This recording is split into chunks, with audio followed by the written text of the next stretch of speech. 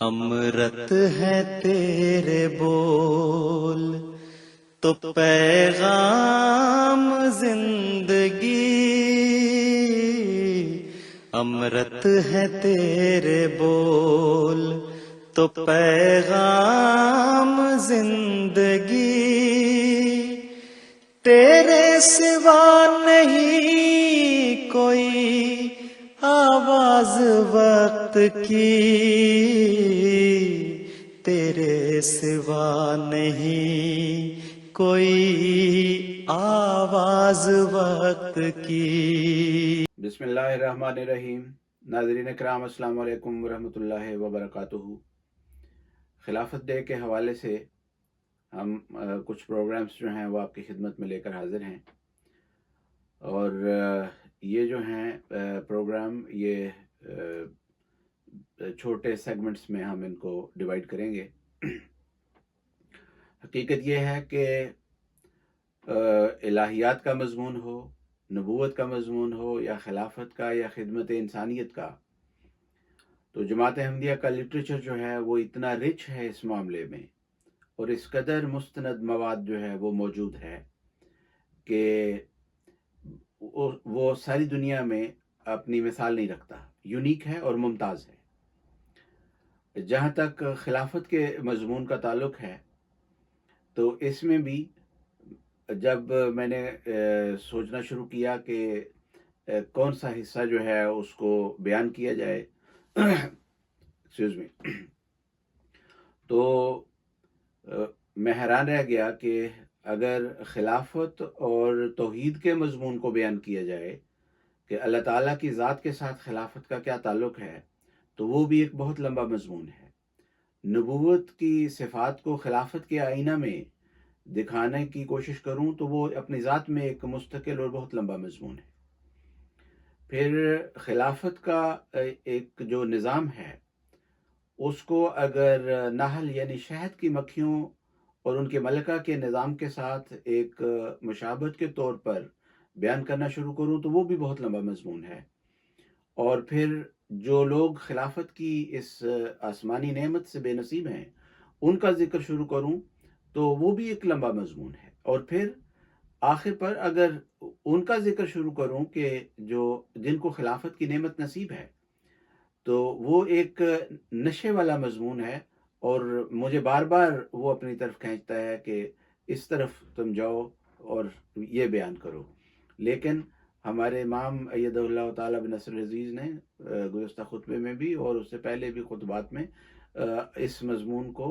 بہت دفعہ جو ہے اس کو بیان کیا ہے، لہذا وہ آخر پر کچھ حصہ اس کا میں بیان کروں گا جو ذاتی علم کے مطابق ہے۔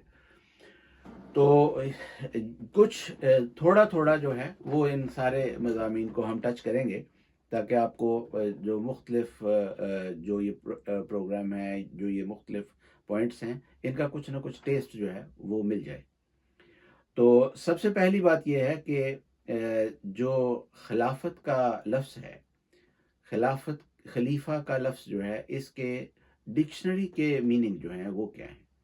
تو ڈکشنری کے لحاظ سے اس کا معنی ہے جو چیز بعد میں آتی ہے، جو چیز کسی کے پیچھے آتی ہے، کسی کے بعد میں آتی ہے، کسی کے جانشین بنتی ہے، کوئی ایسا انسان جو کسی کا جانشین بنتا ہے۔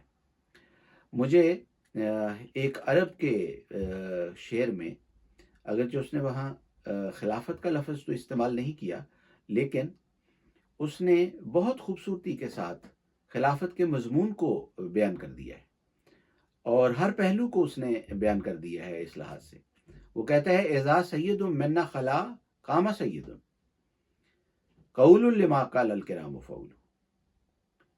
کہ جب ایک ہمارا سید اور سردار جو ہے وہ فوت ہو جاتا ہے تو اس کے بعد ہمارا ایک اور سردار جو ہے وہ اس کی جگہ لے لیتا ہے، وہ وہاں کھڑا ہو جاتا ہے۔ وہ قول لما قال الکرام فول، جو پہلے جو کرام لوگ تھے، جو باعزت لوگ تھے، جو یعنی سردار کی بات کر رہا ہے، وہ سرداروں کی بات کر رہا ہے کہ وہ پچھلے جو سردار تھے، باعزت لوگ تھے، تو جو کچھ وہ کر رہے تھے اور جو کچھ وہ کہہ رہے تھے وہ ویسا ہی کہتا ہے اور ویسا ہی کرتا ہے۔ تو جو خلافت حق کا ہے، جو نبوت کے بعد قائم ہوتی ہے، یا اگر ہم نبی کو اللہ تعالیٰ کا اس زمین پر خلیفہ جو اللہ تعالیٰ نے اصطلاح استعمال فرمائی ہے اس کو غور کریں تو کوئی بھی نبی جو ہے وہ خدا تعالیٰ کی مرضی اور منشا سے ہٹ کر نہ کچھ کہتا ہے اور نہ کچھ کرتا ہے. تو بعین ہی جو خلیفہ ہے جو نبی کے بعد اس مسند پر بیٹھتا ہے اور جس کو اللہ تعالیٰ اس نبوت کا جانشین بناتا ہے تو وہ جو ہے وہ بھی نبی کے کسی رنگ سے ہٹ کر کوئی رنگ اس کا نہیں ہوتا. اس کی ساری ادائیں اس کے سارے اقوال اور افعال جو ہیں وہ اپنے نبی مطبوع جو ہے جس کی وہ پیروی کر رہا ہوتا ہے اس کے رنگ ڈھنگ کے مطابق ہوتے ہیں اور اس کے اسوے کے مطابق ہوتے ہیں. اس کے لیے وہی ماڈل ہوتا ہے, وہ وہاں سے ہی آگے چلتا ہے. تو اس شعر میں اس نے جو لفظ کرام جو اختیار کیا ہے وہ بھی بہت ہی خوبصورت انتخاب ہے اس کا, کیونکہ اگر وہ کرام نہ ہوں تو وہ خلافت حق نہیں ہے. اور نبی بھی کریم ہوتا ہے اور اس کا خلیفہ بھی کریم ہی ہوتا ہے. تو اللہ تعالیٰ کی صفت بھی کریم ہے. تو یہ مضمون جو ہے اس کے اندر اس نے ڈیلیبریٹلی رکھا ہے یا اللہ تعالیٰ نے اس کی زبان سے وہ لفظ جو ہے وہ نکلوایا ہے, اللہ بہتر جانتا ہے. دوسری بات جو اس میں عرض کرنا چاہتا ہوں کہ وہ یہ ہے کہ یہ ایک بڑی واضح سی حقیقت ہے اور بڑی سادہ سی حقیقت ہے کہ کوئی انسان جب اپنے کلام کو دہراتا ہے تو دو کیفیتیں ہو سکتی ہیں, دو اسباب ہو سکتے ہیں. یا تو وہ انسان ایک بے وقوف ہے اور جاہل ہے جو اپنے کلام کو دہرا رہا ہے جبکہ دہرانے کی ضرورت نہیں, اور ایک ہی دفعہ ایک بات کو کہہ دیا جائے تو وہ بات واضح ہو جاتی ہے, اور ایک ہی لفظ کو ایک دفعہ استعمال کر لیا جائے تو وہ بات واضح کر دیتا ہے. تو اگر وہ ایسی صورت میں دہراتا ہے تو اس کو ہم یہ نہیں کہہ سکتے کہ یہ کوئی دانش مند انسان ہے. لیکن اگر کوئی دانش مند انسان, اگر کوئی صاحب حکمت انسان جو ہے وہ کسی بات کو دہراتا ہے تو وہاں انسان کو رک کر غور کرنا چاہیے کہ یہ جو دہرایا گیا ہے کلام, یہ جو لفظ دہرایا گیا ہے یا جو فکرہ دہرایا گیا ہے, یہ جو مضمون دہرایا گیا ہے, اس دہرانے والے کی عقل پر تو کوئی, اس کی دانش مندی پر, اس کی دانائی پر تو کوئی شبہ نہیں. تو اس میں گہرا راز کیا ہے, پھر وہاں انسان کو رک کر اس گہرے راز کو تلاش کرنے کی کوشش کرنی چاہیے. عربی زبان میں محاورہ ہے, کہتے ہیں فعل الحکیم لا یخلو عن الحکمہ, کہ ایک حکیم انسان جو ہے اور اس کا جو کوئی بھی فعل ہے, جو کوئی عمل کرتا ہے وہ حکمت سے خالی نہیں ہوتا. اور اگر غور کریں تو دراصل حکیم جو ہے وہ تو اللہ تعالیٰ کی صفت ہے, اور یہ کامل طور پر صرف اللہ تعالیٰ کے اوپر ہی اس کا اطلاق ہوتا ہے, اور اس کے ذل کے طور پر, اس کی نیابت میں, اس کے خلیفہ کے طور پر, پھر نبی پر استعمال ہو سکتا ہے, اور پھر جو خلیفہ وقت ہو اس کے اوپر استعمال ہو سکتا ہے. باقی جو ہیں ان کے اوپر کامل طور پر اس کا اطلاق جو ہے اس طور پر نہیں ہو سکتا. بہرحال یہ مضمون جو ہے اس کو اگر غور کریں تو قرآن کریم پر دیکھیں کہ بڑی مختصر سی کتاب ہے, اور دعویٰ یہ ہے کہ اس میں دنیا جہان کی صداقتیں جو ہیں وہ بیان کر دی گئی ہیں. تو اللہ تعالیٰ نے ایک آیت ایسی ہے جس کو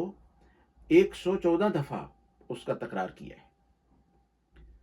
اور سب سے پہلے اسی آیت کو رکھا ہے, فرمایا بسم اللہ الرحمن الرحیم. اب 114 دفعہ اس آیت کو قرآن شریف میں درج کرنا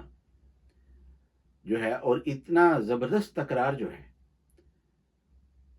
اس کے پیچھے اگر بہت زبردست حکمت نہ ہو تو یہ صاحب حکمت وجود کا کلام نہیں ہو سکتا. لیکن اللہ تعالیٰ کے متعلق قرآن کریم بار بار یہ کیٹیگوریکلی بیان کرتا ہے کہ اللہ تعالیٰ کی ذات جو ہے وہ حکیم ہے, اور جو نبی جس پر یہ قرآن کریم نازل ہوا ہے اس کے متعلق بھی فرمایا یعلمہم الکتاب والحکمہ, کہ وہ ان کو کتاب سکھاتا ہے اور حکمت بھی سکھاتا ہے. تو جس نے یہ کلام نازل کیا ہے وہ بھی حکیم ہے, اور جس پر یہ کلام نازل ہوا ہے وہ بھی صاحب حکمت ہے.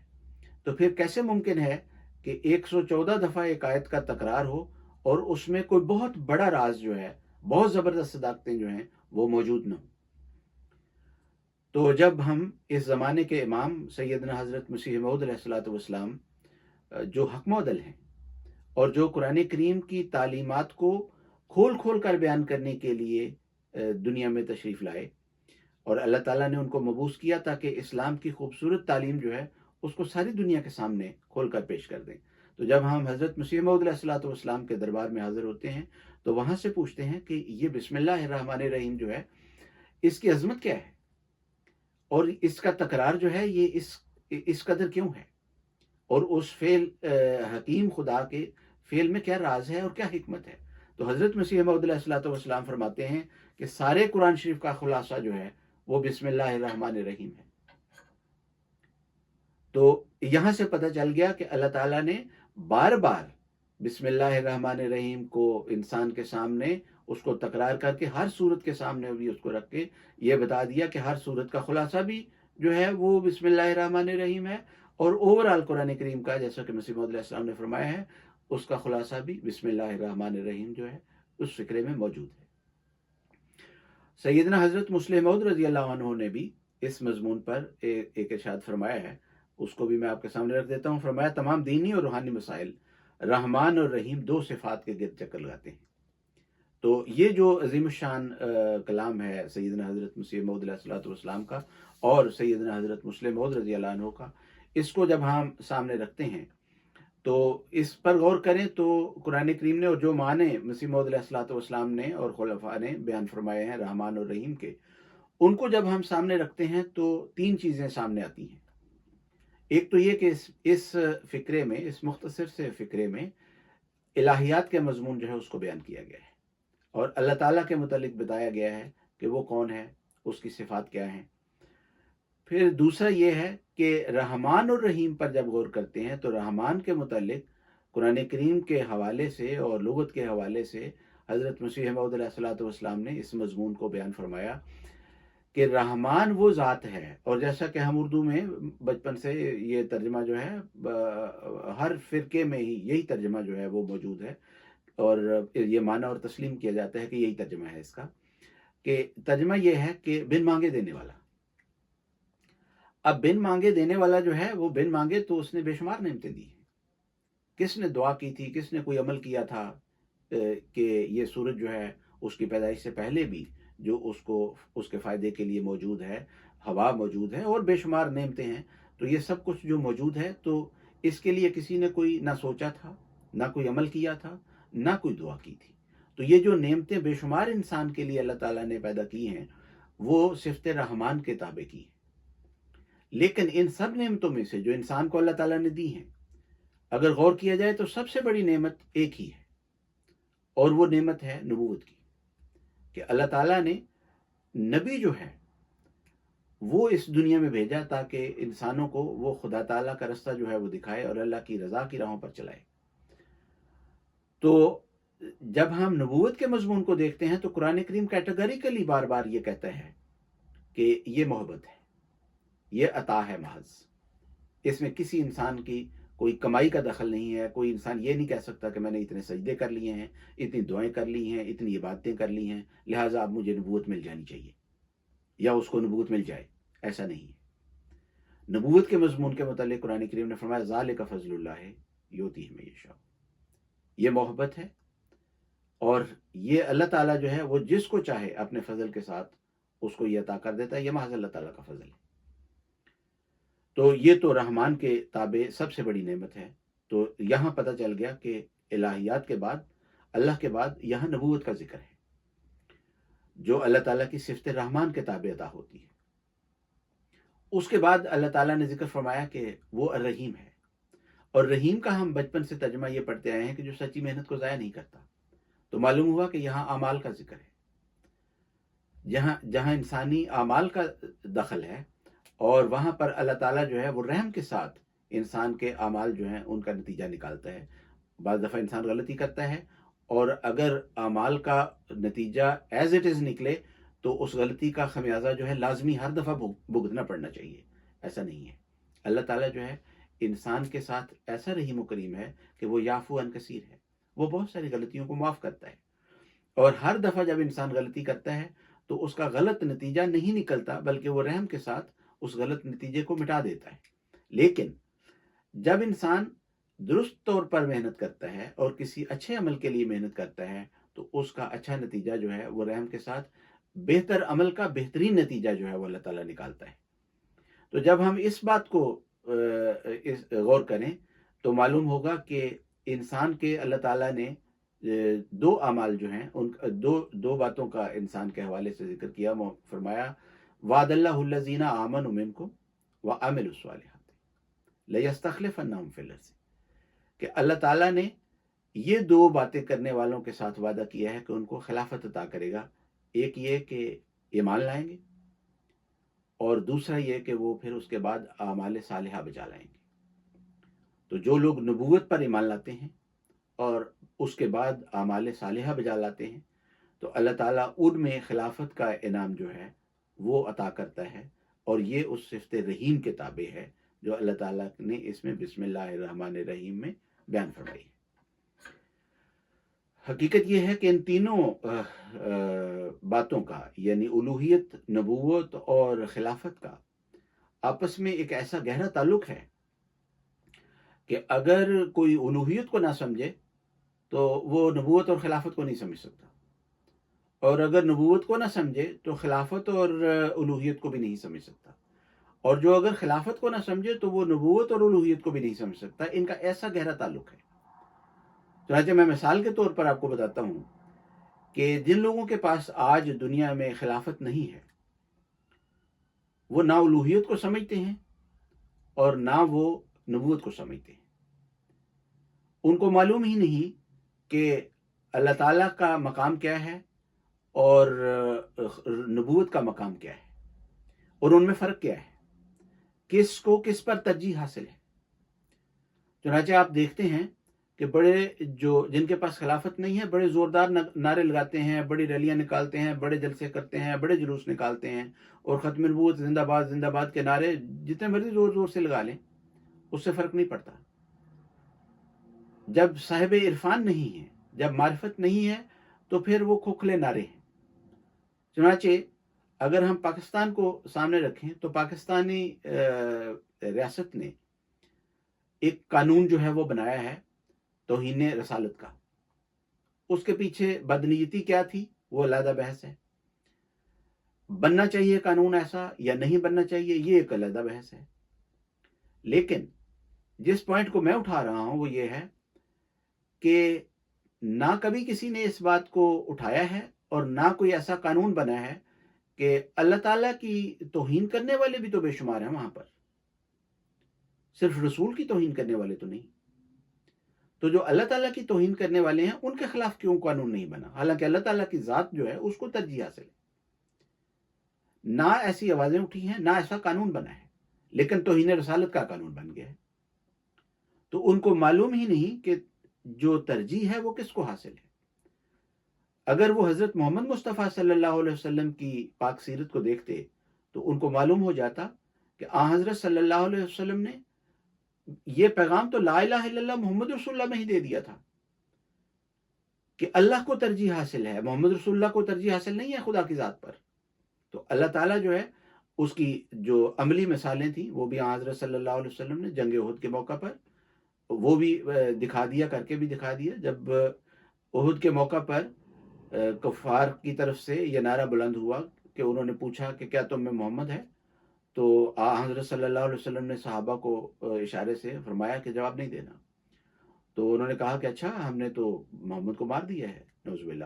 پھر انہوں نے کہا کہ کیا ابو بکر ہے، عمر ہے؟ تو جب انہوں نے حضرت عمر رضی اللہ عنہ کا نام لیا تو حضرت عمر بعد میں کہتے ہیں کہ میرے دل میں آیا تھا کہ میں اس کو جواب دوں کہ تیری کھوپڑی توڑنے کے لیے میں موجود ہوں، لیکن حضرت صلی اللہ علیہ وسلم نے اشارہ فرمایا کہ جواب نہیں دینا، تو ہم نے جواب نہیں دیا۔ لیکن جو ہی اس نے یہ باتیں تصدیق کر لی کہ ان میں سے کوئی بھی سرداران مسلمانان میں سے کوئی بھی موجود نہیں ہے، تو اس نے بڑے زوردار انداز سے نعرہ لگایا کہ اولو حبل، کہ حبل بت کی جے ہو۔ تب حضرت صلی اللہ علیہ وسلم کی غیرت توحید جو ہے اس نے جوش مارا اور آپ نے تمام خطرات کو ایک طرف پھینک دیا، اور جو مصلحتیں تھیں ان کو پھینک دیا ایک طرف، اور صحابہ کو کہا جواب کیوں نہیں دیتے، اب جواب دو۔ انہوں نے پوچھا یا رسول اللہ کیا جواب دیں؟ تو میں کہو اللہ اعلی و اجل، کہ ہمارا خدا ہے جو اعلیٰ اور اجل ہے، تمہارے بت نہیں ہیں۔ تو اس پر وہ شرمندہ ہو گیا اور اس کو سب معلوم ہو گیا کہ محمد مصطفیٰ صلی اللہ علیہ وسلم بھی زندہ ہیں اور باقی جو کبار صحابہ ہیں وہ بھی زندہ ہیں۔ تو اس بات کو کرنے کا مقصد یہ ہے کہ حضرت صلی اللہ علیہ وسلم کی پاک سیرت سے یہ نمونہ جو ہے ان کو سمجھ ہی نہیں آیا۔ چنانچہ جب ہم حضرت مسیح موعود علیہ الصلوۃ والسلام کے کلام میں دیکھتے ہیں تو حضرت مسیح موعود علیہ الصلوۃ والسلام کے کلام نے بھی اس ترجیح کو ڈیفائن کیا ہے کہ ترجیح کس کو حاصل ہے، کیا اللہ تعالیٰ کی ذات کو ترجیح حاصل ہے یا محمد مصطفیٰ صلی اللہ علیہ وسلم کی ذات کو ترجیح حاصل ہے؟ تو فرمایا بعد از خدا بیش کے محمد مخمرم، گر کفری بود بخدا سخت کافرم، کہ میں خدا کے بعد محمد مصطفیٰ صلی اللہ علیہ وسلم سے عشق کرتا ہوں، یعنی اولیت اللہ تعالیٰ کی ہستی کو ہے اور پھر محمد مصطفیٰ صلی اللہ علیہ وسلم سے میرا عشق ہے۔ فرمایا گر کفری بود بخدا سخت کافرم، اگر یہ کفر ہے تو پھر ٹھیک ہے، پھر میں کافر ہوں۔ تو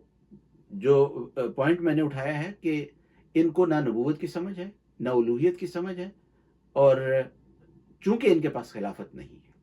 تو اللہ تعالیٰ نے ہم پر یہ فضل کیا ہے کہ ہمیں بتایا ہے کہ خلافت کی آئینہ میں تم نبوت کو بھی دیکھ سکتے ہو، تم الوہیت کو بھی دیکھ سکتے ہو۔ آج کے لیے ہم یہاں رکتے ہیں اور اگلا پروگرام جو ہے اس میں اگلے پوائنٹس جو ہیں ان کے ساتھ حاضر ہوں گے۔ جزاکم اللہ تعالی احسن الجزا۔ السلام علیکم ورحمۃ اللہ وبرکاتہ۔